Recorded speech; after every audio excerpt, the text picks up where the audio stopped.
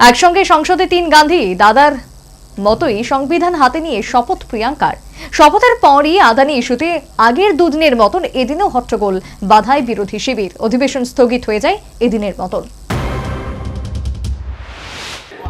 मैं प्रियंका गांधी वाड्रा जो लोकसभा की सदस्य निर्वाचित हुई हूँ, सत्यनिष्ठा से प्रतिज्ञा करती हूँ कि मैं विधि द्वारा स्थापित भारत के संविधान के प्रति सच्ची श्रद्धा और निष्ठा रखूँगी। मैं भारत की प्रभुता और अखंडता अक्षुण्ण रखूँगी तथा जिस पद को मैं ग्रहण करने वाली हूँ उसके कर्तव्यों का श्रद्धापूर्वक निर्वहन करूँगी। जय हिंद। পরনে সাদা সোনালী রঙের কিরালা কটনের শাড়ি, চোখে চশমা, দূর থেকে এক ঝলকে দেখলে আপনার মনে হতেই পারে আপনি ইন্দিরা গান্ধীকে দেখছেন। বৃহস্পতিবার সাংসদ পদে শপথ নিলেন কেরলের ওয়েনার থেকে জিতে আসা কংগ্রেসের সাধারণ সম্পাদক প্রিয়াঙ্কা গান্ধী। তিনিও দাদা রাহুল গান্ধীর মতোই সংবিধানের রেড বুক হাতে নিয়ে শপথ বাক্য পাঠ করলেন এদিন। বৃহস্পতিবার প্রিয়াঙ্কা গান্ধী যখন সংসদে আসেন তখন তার গাড়ি ঘিরে ধরে তাকে উষ্ণ সংবর্ধনা জানায় কংগ্রেস কর্মী সমর্থকরা। এদিন প্রিয়াঙ্কা মা সোনিয়া গান্ধী এবং দাদা রাহুল গান্ধীকে সঙ্গে নিয়ে সংসদ ভবনে আসেন। প্রিয়াঙ্কা শপথের সময় তার হাতে ছিল সংবিধানের রেড বুক। রাহুল গান্ধীও একইভাবে সংবিধানের রেড বুক হাতে নিয়েই সাংসদ পদে শপথ নেন।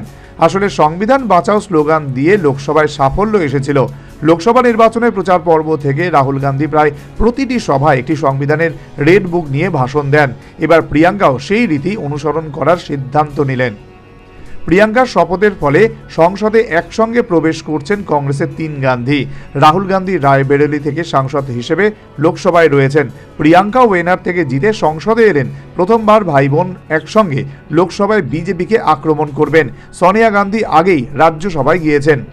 এদিন প্রিয়াঙ্কার শপথের পরই অবশ্য সংসদ অধিবেশন স্থগিত হয়েছে। আদানি ইস্যুতে আগের দুদিনের মতো এদিনও হট্টগোল বাধায় বিরোধী শিবির। শেষ পর্যন্ত সংসদের 2 কক্ষই মুলতবি করে দিতে হয়। প্রায় 2 দশক প্রত্যক্ষ বা পরোক্ষভাবে রাজনীতির ময়দানে থাকলেও এই প্রথম সরাসরি ভোট রাজনীতিতে নেমেছিলেন প্রিয়াঙ্কা। দাদা রাহুল গান্ধী ছেড়ে আসা কেরলের ওয়েনার আসন থেকে লোকসভার লড়াইয়ে নামেন তিনি। বলা বাহুল্য, ওয়েনারবাসীর ভালোবাসায় ভরিয়ে দিয়েছেন প্রিয়াঙ্কাকে। প্রথমবার ভোট ময়দানে নেমেই দাদা রাহুলের জয়ের ব্যবধানকে ছাপিয়ে গিয়েছেন তিনি। 2024 লোকসভা নির্বাচনে ওয়েনার থেকে 3,64,000-এর বেশি ভোটে জেতেন রাহুল গান্ধী। সেখানে প্রিয়াঙ্কা জিতেছেন 4 লক্ষেরও বেশি ভোটে। কেরলবাসীর এই সমর্থনকে সম্মান জানাতেই সম্ভবত প্রিয়াঙ্কা শপথ নিলেন কেরলের বিখ্যাত কেরালা কটনের শাড়ি পরে। এই শাড়িটি কাসাবু শাড়ি নামে পরিচিত। বৃহস্পতিবার সাংসদ হিসেবে প্রথমবার লোকসভায় যখন প্রিয়াঙ্কা পা রেখেছিলেন তখন দাদা রাহুল গান্ধী সেই মুহূর্তে নিজের ফোনে ক্যামেরা বন্দি করে রাখেন। Stop. Let me also take one. Our action will. Why can't MP sir, please. I'm here. Casey, come here. Casey, come here. Casey. Okay. বিদিন সরকারের রিপোর্ট, নিউজ ভ্যানগার্ড।